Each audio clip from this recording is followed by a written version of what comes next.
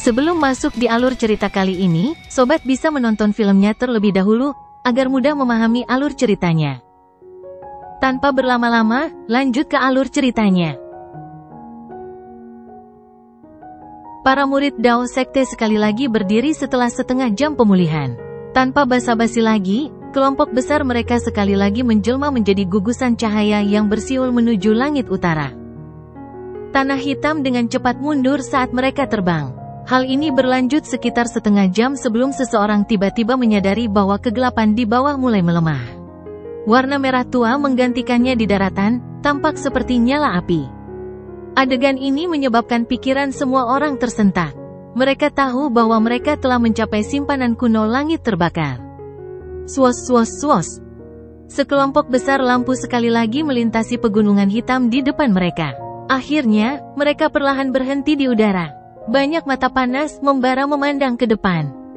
Sosok Lindong juga terhenti saat ini. Jika seseorang melihat cekungan ini dari langit, ia akan menemukan bahwa itu sebenarnya adalah cetakan tangan yang sangat besar. Dari kelihatannya, sepertinya ada dewa yang meninggalkan bekas telapak tangannya di tanah. Pada saat ini, suara angin kencang yang tak terhitung jumlahnya muncul di atas cekungan sidik jari ini. Sekilas, lautan manusia padat yang membentang tanpa henti bisa terlihat. Dari kelihatannya, sepertinya mayoritas dari banyak orang yang memasuki wilayah Unique Devil telah berkumpul di tempat ini. Godaan dari Burning Sky Ancient Stage benar-benar sesuai dengan reputasinya. Ying Xiao Xiao memperhatikan sosok manusia seperti belalang yang bergerak di dalam baskom besar dan berkata ketika keterkejutan melintas di matanya. Meskipun ada cukup banyak orang yang datang ke sini pada kompetisi sebelumnya, jumlahnya belum pernah mencapai skala sebesar ini.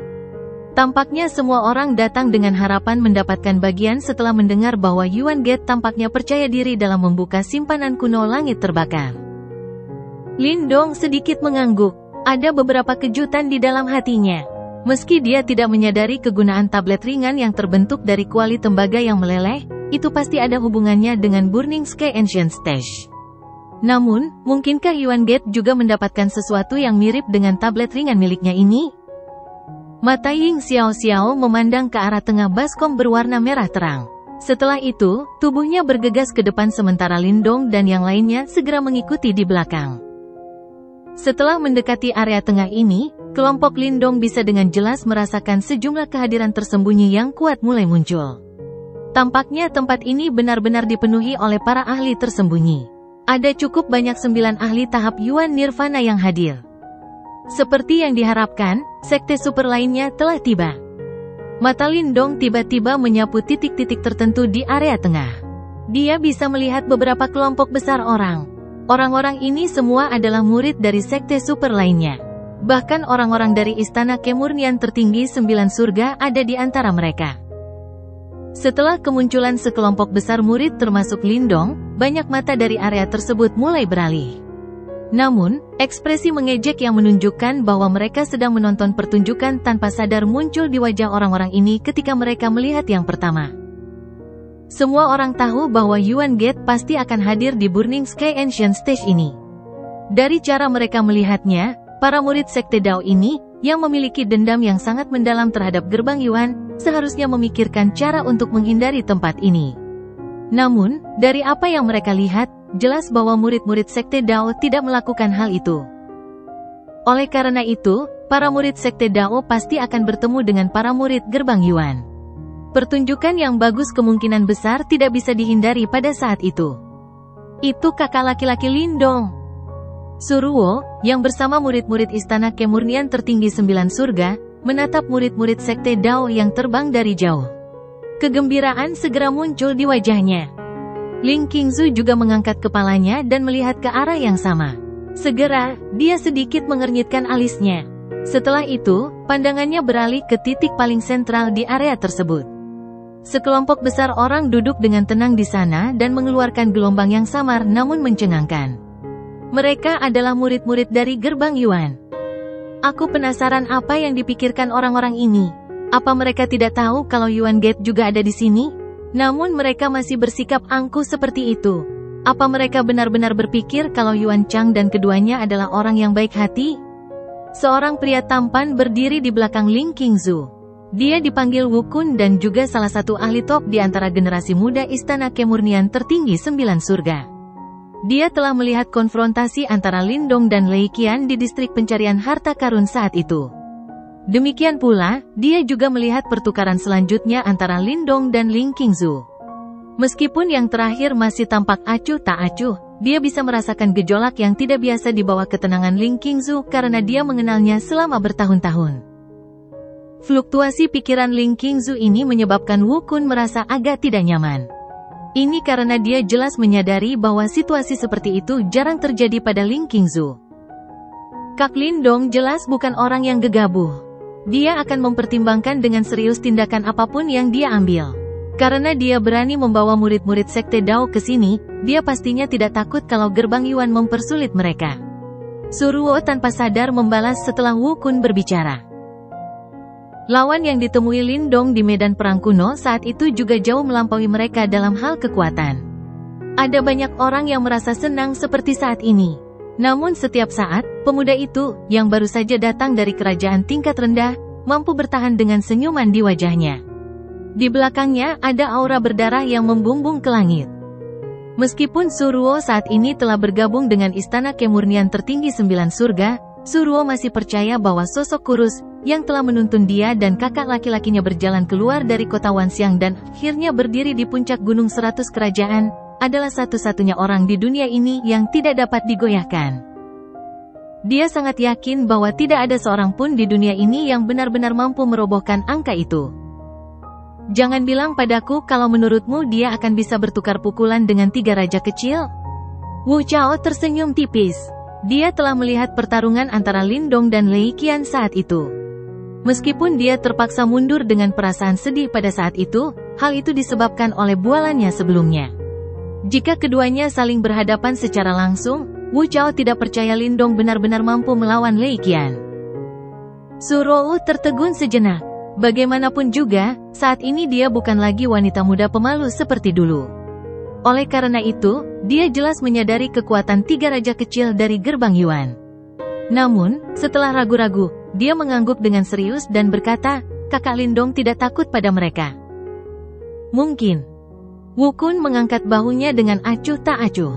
Mengingat statusnya, jarang ada murid di Istana Kemurnian Tertinggi 9 Surga yang berani berdebat dengannya. Namun, Suruo di depannya ini jelas tidak termasuk dalam kategori ini. Meskipun dia baru bergabung dengan Istana Kemurnian Tertinggi 9 Surga selama kurang dari setahun, peningkatan kekuatannya bisa dianggap menakutkan. Selain itu, dia juga menyadari bahwa jika dia benar-benar berusaha sekuat tenaga, kemungkinan besar hanya Ling Qingzu di antara generasi muda dari Istana Kemurnian Tertinggi 9 Surga yang mampu menaklukkannya. Ling Qingzu diam-diam mendengarkan pertengkaran di antara keduanya. Sejauh mana Suruo memuja Lin Dong bahkan membuatnya sedikit terkejut. Dia bisa dianggap memiliki pemahaman terhadap saudari junior ini, yang reputasinya di Istana Kemurnian Tertinggi 9 Surga saat ini sedang melonjak.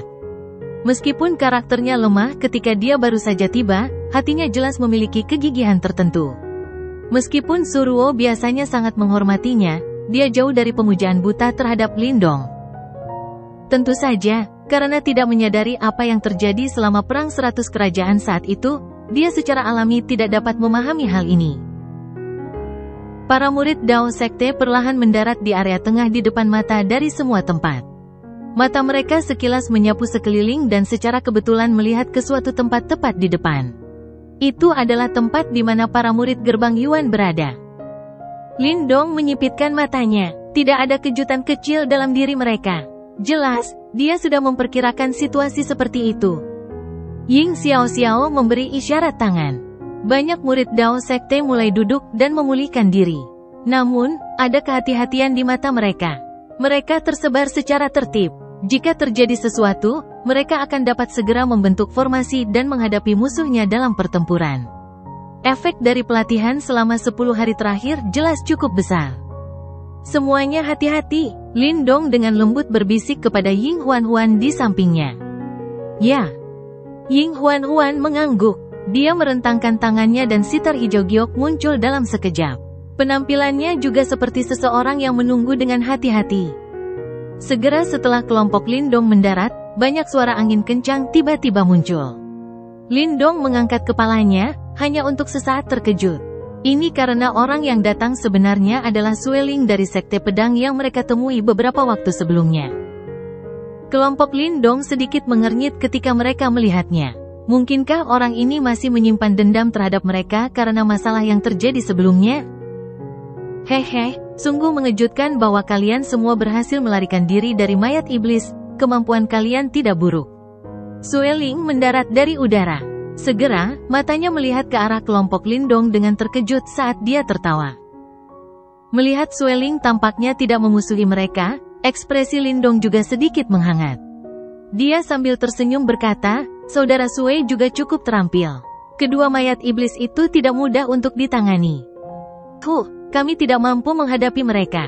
Kami dikejar tanpa daya untuk waktu yang lama, dan tidak punya pilihan lain. Kami menarik mereka ke suatu tempat dengan banyak orang sebelum diam-diam melarikan diri." Sueling berbicara dengan sikap tak berdaya. Kelompok Lindong segera bertukar pandang ketika mereka mendengar ini. Orang ini sungguh kejam. Ketika dia menyadari bahwa dia tidak dapat menyelesaikan masalahnya sendiri, dia sebenarnya menggunakan orang lain sebagai pengalih perhatian. Mereka yang menjadi sasaran bencana sungguh sangat disayangkan. Tidak ada yang tahu apakah mereka berhasil menghabisi dua mayat iblis itu pada akhirnya. Namun, kalian semua cukup berani. Kalian sadar bahwa gerbang Yuan ada di sini, namun kalian masih datang. Sueling memandang ke arah gerbang Yuan di kejauhan. Setelah itu, dia berkata, "Karena kalian punya niat untuk membagikan manik-manik tulang kehidupan misterius secara merata terakhir kali, aku akan mengingatkan kalian sebagai teman bahwa gerbang Yuan pasti akan datang dan membersihkan tempat ini nanti. Kalian semua harus berhati-hati, menyerahlah sedikit jika tidak ada pilihan lain. Jangan biarkan semuanya berakhir seperti kompetisi sekte besar yang lalu." "Terima kasih." Lindong menangkupkan kedua tangannya ke arah Sueling dan berkata sambil tersenyum. Sueling menangkupkan kedua tangannya dan tidak berbicara lebih jauh. Dia memimpin beberapa murid Sekte Pedang untuk kembali ke daerah tempat mereka berada. Mata Lindong tiba-tiba menyipit setelah Sueling pergi. Ini karena dia melihat dua murid menjauh dari area gerbang Yuan. Setelah itu, mereka berjalan menuju dua faksi yang tampaknya dianggap sekte super, namun belum mencapai level 8 sekte super besar. Tak lama kemudian, kedua kelompok itu mulai berdiri. Mereka perlahan-lahan berjalan menuju murid-murid Dao Sekte di depan mata. Dari kelihatannya, mereka mempunyai niat buruk. Lindong menurunkan kelopak matanya. Sinar dingin muncul di matanya. Mereka adalah anggota Ghost Blade Gate dan Fire Cloud Sect. Kedua sekte ini memiliki reputasi yang cukup baik di wilayah Suan Timur, namun mereka memiliki hubungan yang cukup dekat dengan Yuan Gate. Meskipun mereka tidak dapat dianggap sebagai pengikut Yuan Gate, mereka sebagian besar akan mengikuti jejak Yuan Gate dalam banyak hal. Melihat situasi saat ini, ekspresi Ying Xiaoxiao sedikit tenggelam sebelum menjelaskan kepada Lindong. Lindong sedikit mengangguk sebelum mengangkat kepalanya. Dia melihat kedua kelompok yang mendekat dari kejauhan. Di bawah tatapan semua orang, mereka akhirnya tiba di posisi yang tidak jauh dari Lindong dan yang lainnya. Seorang pria berpakaian hitam perlahan keluar dari kelompok murid Sekte Pedang Hantu. Aura yang kuat dan dingin terpancar dari tubuhnya. Kehadirannya yang kuat merupakan bukti fakta bahwa ia adalah seorang ahli yang telah melangkah ke tahap 9 Yuan Nirvana. Saat pria berpakaian hitam berjalan ke depan, seorang pria berpakaian merah juga keluar dari kelompok murid Sekte Awan Api di dekatnya dengan seringai di wajahnya. Saat tinjunya mengendur, gelombang panas menyebar keluar. "Diriku yang rendah hati adalah Meng Duan dari Ghost Blade Sect. Sekte Awan Api, Yang Huo." Kedua pria itu berjalan keluar, tersenyum sambil mengepalkan tangan dan menyapa Lindong dan yang lainnya. Namun, tidak ada satupun jejak niat bersahabat dalam senyuman itu. "Apakah ada yang bisa saya bantu?" tanya Lindong santai dengan ekspresi datar di wajahnya. "Haha, aku yakin kamu mengerti alasan kami datang." Yang Huo dari Sekte Awan Api tersenyum tipis. Tanpa bertele-tele, dia langsung berkata, "Saudara Yuan Chang dan yang lainnya tidak ingin bertemu dengan kalian semua, oleh karena itu dia mengirim kami ke sini untuk menyampaikan pesannya. Jika ada masalah, selesaikanlah di tempat terakhir itu. Saudara Yuan Chang dan yang lainnya sangat berbelas kasih dan tidak ingin mengambil tindakan terlebih dahulu. Aku percaya jika kalian meninggalkan tempat ini dan menuju ke tempat terakhir lebih awal. Mungkin, kalian semua bisa meninggalkan kota unik Wedeville dengan lancar dan menghindari kerugian yang berlebihan, kata Meng Duan yang juga memiliki senyum tipis di wajahnya. Ini bisa dianggap sebagai kesepakatan yang bagus untuk kalian semua. Yang terbaik adalah menghindari insiden yang terjadi di kompetisi sekte besar yang lalu. Setelah mendengar ucapan kedua pria itu, wajah para murid sekte Dao menjadi gelap gulita. Gerbang Yuan ini terlalu sombong. Bukan saja mereka mengatakan hal seperti itu, mereka bahkan tidak repot-repot mengirim murid Yuan Gate dan membiarkan orang lain menyampaikan pesan mereka menggantikan mereka.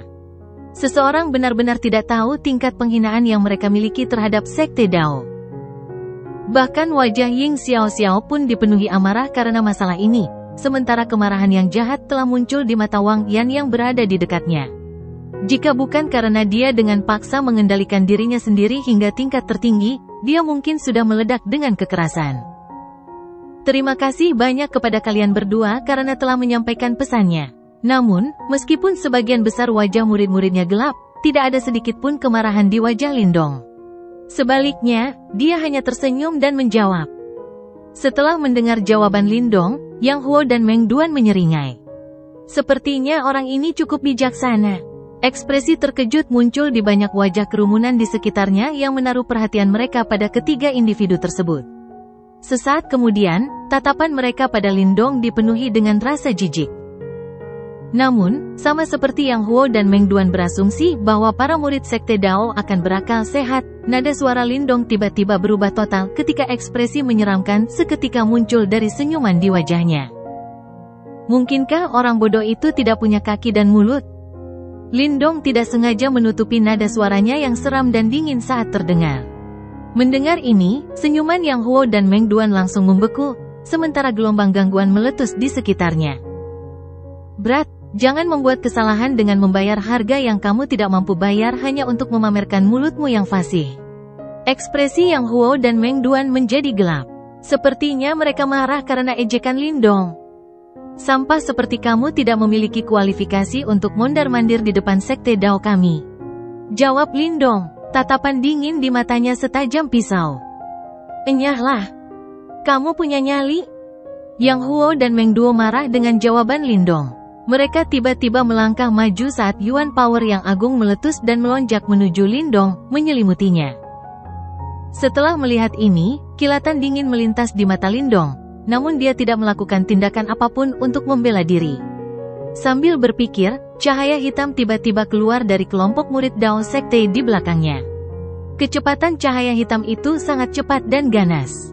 Dalam sekejap mata, itu sudah muncul di depan Yang Huo dan Meng Duan. Orang bodoh yang mencari kematian. Yang Huo dan Meng Duan hanya mencibir menghadapi serangan mendadak ini. Dengan semburan Yuan Power yang agung, kekuatan telapak tangan yang kuat tanpa basa-basi menyapu siluet hitam itu.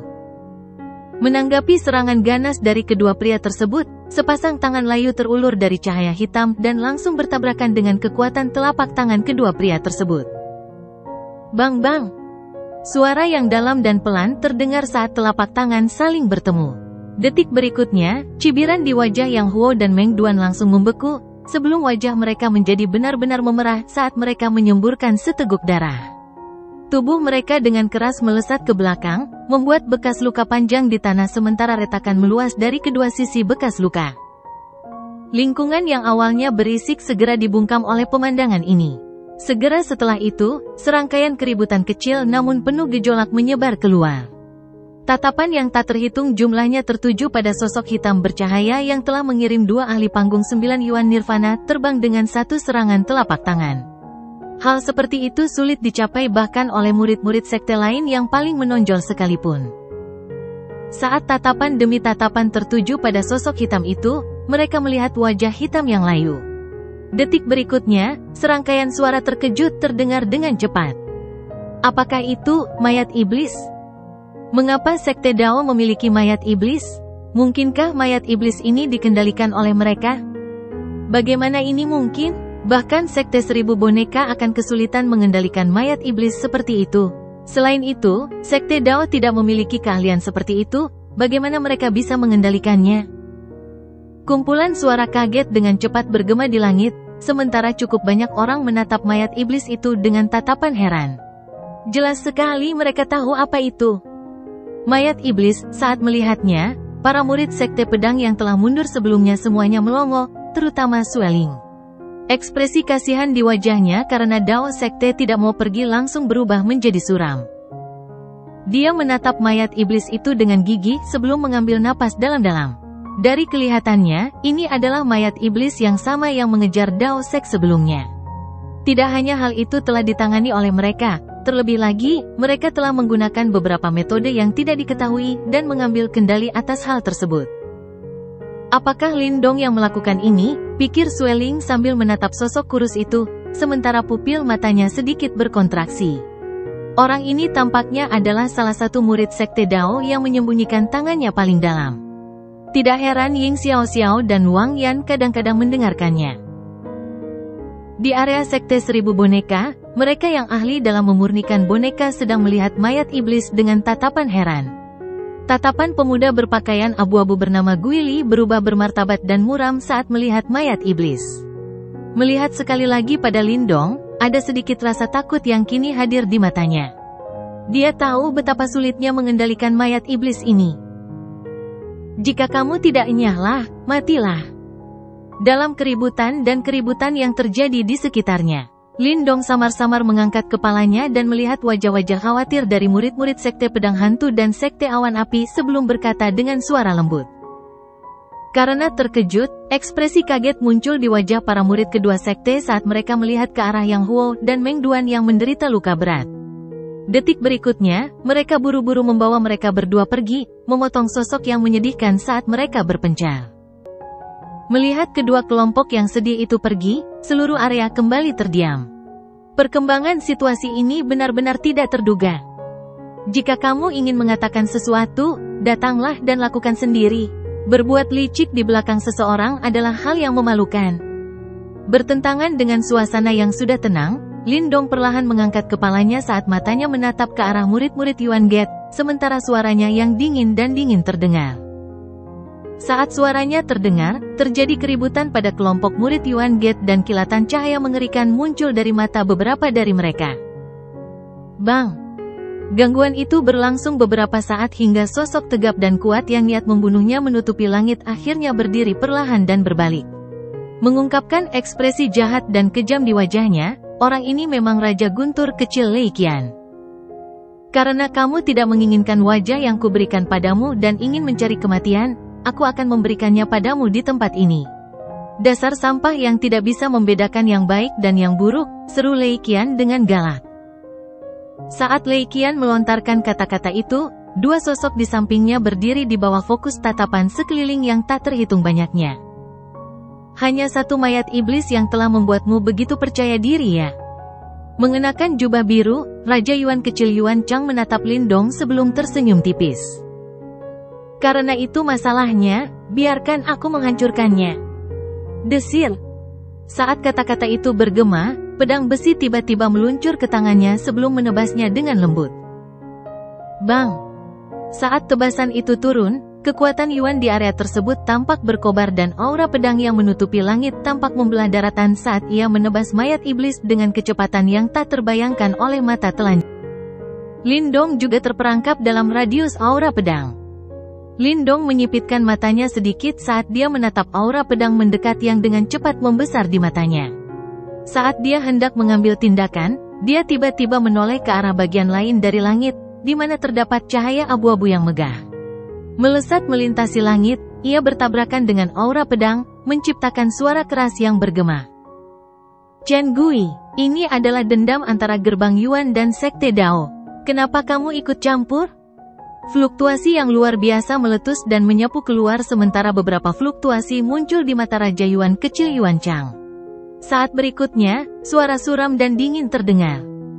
Chen Gui, orang yang menduduki peringkat pertama dalam daftar buronan sekte? Mengapa dia membantu Dao Sekte? Saat Yuan Chang mengucapkan kata-kata itu, keributan mulai muncul di area sekitarnya dan ekspresi keheranan yang luar biasa muncul di wajah beberapa orang. Desir. Saat seluruh area sedang gempar, cahaya pelangi melesat dari langit jauh, sebelum akhirnya berubah menjadi dua sosok.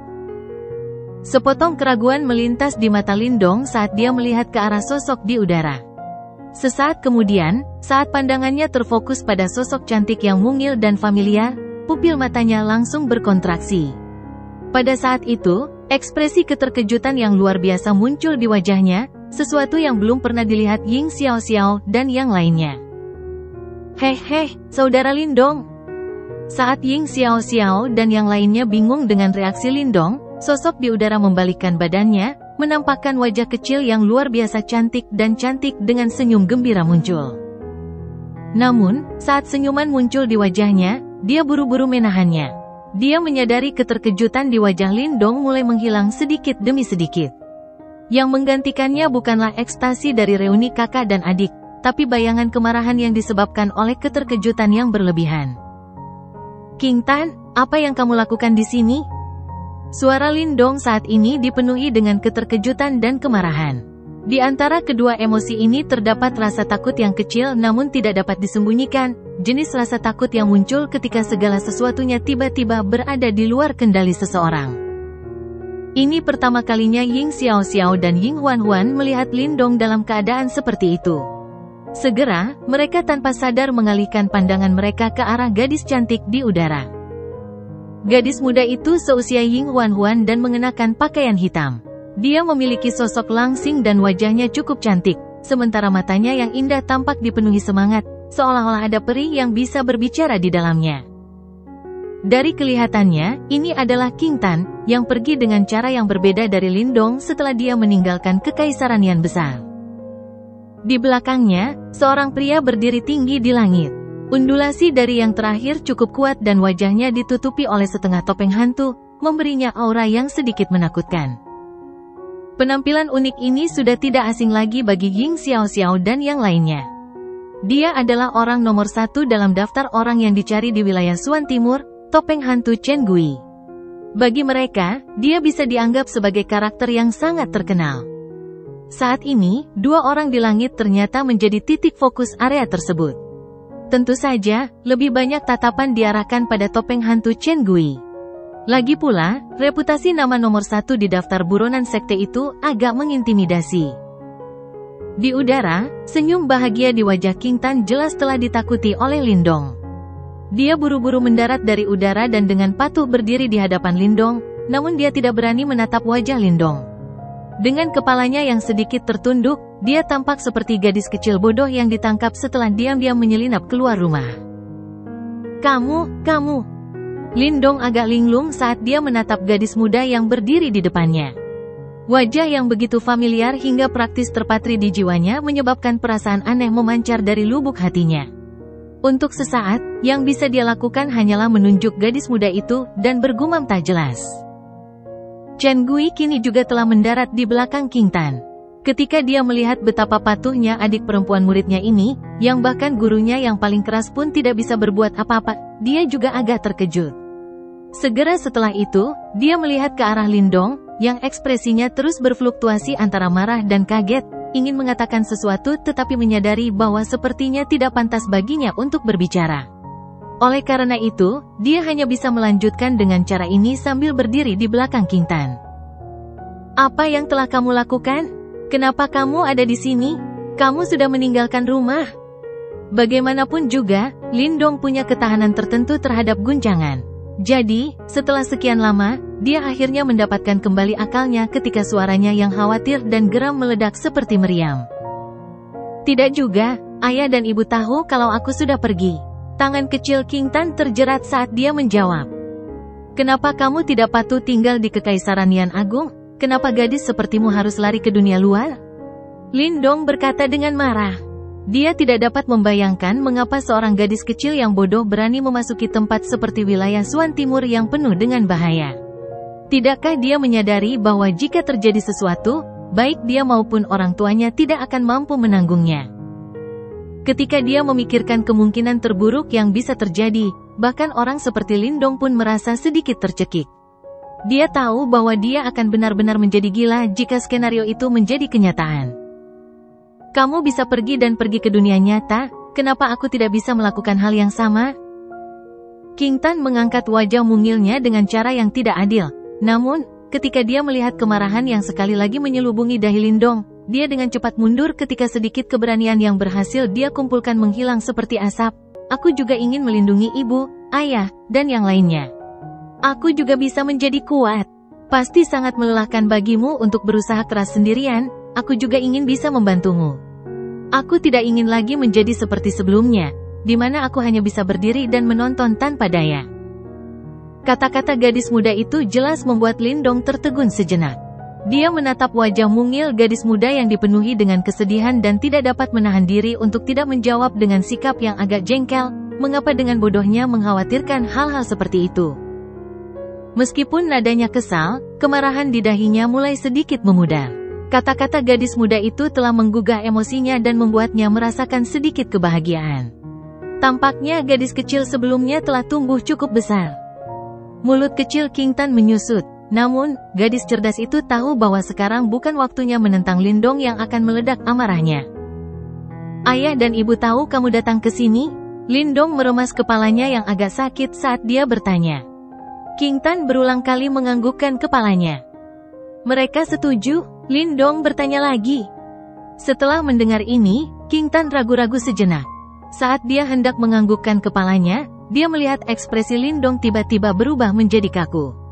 Segera, dia menundukkan kepalanya karena kekalahan saat dia menjawab, "Ibu tidak setuju, dan kami bertengkar karena ini." Saat kata-kata itu keluar dari mulutnya, King Tan buru-buru menutup mulutnya. Dia memandang Lindong dari sudut matanya dan benar saja, dia melihat wajah yang baru saja sedikit tenang kembali menjadi gelap. "Sekarang sayapmu sudah mengeras, kamu bahkan berani berdebat dengan ibumu?" Lindong tertawa dengan sikap dingin. King Tan menundukkan kepalanya sambil bergumam, "Tegur aku jika harus, tapi..." Saat dia berbicara, mata gadis muda itu memerah. Segera setelah itu, dia mengangkat kepalanya dan menatap wajah yang semakin dewasa dan penuh tekad dibandingkan 2 tahun lalu, saat dia mengucapkan beberapa kata. "Aku merindukanmu." Berbagai ekspresi di wajah Lindong akhirnya membeku karena kata-kata ini. Gadis muda itu mengikuti jejaknya dan meninggalkan tempat di mana dia bisa melakukan apapun yang dia inginkan, rumah di mana dia bisa membuat masalah sesuka hatinya. Sendirian, dia juga mengalami berbagai hal serupa. Semua ini agar dia tidak lagi harus berjuang sedemikian rupa sehingga membuat hati seseorang sakit. Tenggorokan Lindong sedikit bergetar.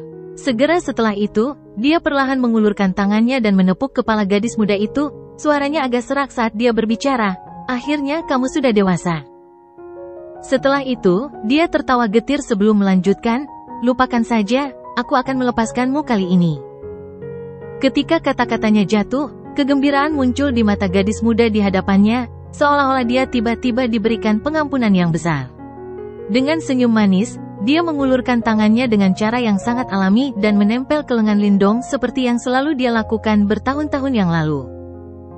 Ketika King Tan menempel di lengan Lindong, senyum licik diam-diam muncul dari sudut bibirnya. Namun, saat senyuman ini muncul, dia merasakan sepasang mata cerah menatapnya. Dia mengangkat kepalanya, hanya untuk menemukan Ying Huan-Huan, duduk di belakang dengan tangannya yang seperti batu giok di atas sitar hijau tua. Tatapannya saat ini tertuju pada King Tan dan dengan jelas menemukan senyum liciknya. King Tan diam-diam menjulurkan lidahnya sebelum mengedipkan mata pada Ying Huan-Huan. Dengan matanya yang besar, dia menyampaikan pesan, "Jangan membeberkan apa yang kamu ketahui." Ying Huan-Huan mau tak mau merasa ingin tertawa. Sepertinya gadis bernama King Tan ini memahami Lindong dengan sangat baik. Dia bahkan tahu metode apa yang digunakan untuk menenangkan Lindong yang hampir meledak amarahnya. Namun, Ying Huan-Huan juga tahu bahwa emosi King Tan sebelumnya adalah tulus. Ying Huan-Huan tentu saja tidak berencana mengungkap tindakan licik King Tan. Oleh karena itu, dia mengedipkan mata ke arah King Tan dan kedua gadis yang seumuran itu mencapai kesepakatan tertentu, tersembunyi sempurna dari Lindong yang biasanya tenang dan bijaksana. "Kak Lindong, ini murid kakak seniorku, Chen Gui. Berkat pengawalnya aku bisa keluar kali ini." King Tan berbalik dan menunjuk ke arah Chen Gui saat dia memperkenalkannya pada Lin Dong sambil tersenyum. Lin Dong segera mengatupkan kedua tangannya. Nada suaranya sangat tulus dan berterima kasih. "Ah, aku tidak pantas mendapat pujian seperti itu, Kak Lin Dong terlalu sopan. Aku hanya melakukan sesuai perintah tuanku." Setelah melihat ini, Chen Gui buru-buru bergandengan tangan sebagai tanggapan, menyebabkan Ying Xiao, Wang Yan dan yang lainnya sedikit terkejut. Bagaimanapun, Chen Gui dikatakan sebagai orang yang sangat eksentrik dan acuh tak acuh, seseorang yang tidak mudah diajak berkomunikasi. "Tuan, Anda telah memasuki suatu sekte? Sekte apa itu?" Lin Dong sedikit terkejut. Dia segera melihat ke arah King Tan dan bertanya. Dari kelihatannya, dia takut King Tan telah memasuki sekte yang meragukan. "Hehe, sekte kami tidak terletak di wilayah Suan Timur, tapi di wilayah Suan Utara. Sekte kami dikenal sebagai Istana Kegelapan. Apakah saudara Lin Dong pernah mendengarnya sebelumnya?" Chen Gui segera menjelaskan. "Istana Kegelapan?" Keheranan melintas di mata Lin Dong, sementara dia merasakan kejutan di hatinya. Jelas sekali bahwa dia tidak asing dengan faksi ini. Istana Kegelapan, penguasa wilayah Suan Utara. Kalau bicara soal reputasinya, ia sama sekali tidak kalah dengan raksasa seperti Gerbang Yuan. "Bagaimana kamu bisa sampai di wilayah Suan Utara?" Lin Dong jelas terkejut dengan fakta bahwa King Tan telah bergabung dengan Istana Kegelapan. "Saat aku berada di Kekaisaran Yan Agung, seorang tetua dari Istana Kegelapan mengikutiku dengan harapan aku akan bergabung dengan Istana Kegelapan," jawab King Tan. "Oh." Lin Dong sedikit mengangkat alisnya. Dia tidak menyangka bahwa King Tan telah diperhatikan oleh tetua Istana Kegelapan pada saat itu. Baik dia maupun tikus kecil tidak merasakan apapun. Namun, Lin Dong dengan lembut menghela nafas lega mengetahui bahwa King Tan telah bergabung dengan Istana Kegelapan. Istana Kegelapan bisa dianggap sebagai penguasa suatu wilayah. King Tan seharusnya cukup aman bersama mereka. Ini adalah sesama murid Dao Sekte. Lin Dong berbalik dan mengangkat bahunya ke arah Ying Xiao dan yang lainnya sambil terkekeh, "Ini adikku, King Tan." Setelah menyelesaikan perkenalannya, dia dengan lembut menepuk tangannya saat dia sekali lagi mengarahkan pandangannya ke arah para murid Gerbang Yuan dan menyeringai, senyumannya mendapatkan kembali aura dinginnya. "King Tan, mundurlah sedikit, aku harus membereskan masalah kecil dulu."